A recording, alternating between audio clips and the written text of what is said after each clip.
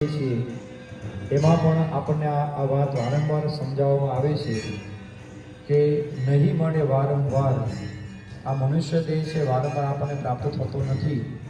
તો દુર્લભ મનુષ્ય દેહ આપણને પ્રાપ્ત થયો છે એ માત્ર ને માત્ર ભોગ વિલાસ માટે કે માત્ર ને માત્ર મોજ શોખને માટે આપણને મળ્યો નથી, પરંતુ આ મનુષ્ય દેહનો આપણે સારો અને સાચો ઉપયોગ કરી શકીએ એ જો આપણને મનમાં દ્રઢતાઈ સમજાઈ જાય તો ખરેખર આપણું જીવન એ સાર્થક બની જાય.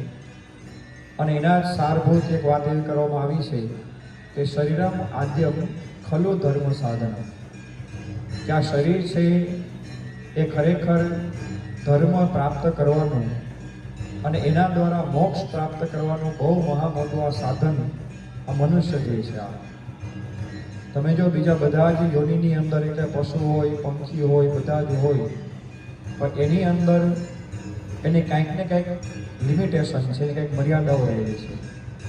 પરંતુ ભગવાને મનુષ્ય દેહ આપીને આપણને વિચાર શક્તિ આપી, આપણને સૂઝ આપી, આપણને બુદ્ધિ શક્તિ આપી છે અને એના દ્વારા આપણે મોક્ષનું કાર્ય પણ કરી શકીએ છીએ અને સાથે સાથે વ્યવહારનું પણ કાર્ય આપણે સારી રીતે કરી શકીએ છીએ.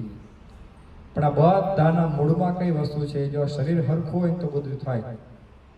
મનુષ્ય દેહ આપણને મળ્યો છે એમાં જો આપણી તબિયત સારી ન હોય તો મનમાં પણ આપણને સ્થિરતા ન રહી. જો વારંવાર બધા રોગ થતા હોય તો પણ આપણને જીવન જીવવાની કે વ્યવહારમાં કે પછી ભગવાનની ભક્તિ કરવાની મજા પછી ન આવે.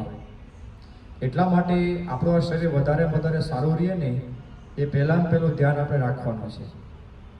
અધ્યાત્મ માર્ગમાં તો શરીર છે, આ દેહ છે, એનો આપણે જેને આમ કહી શકીએ કે દેહનો આપણે અનાદર રાખવાનો છે એવું પણ કહેવામાં આવ્યું છે.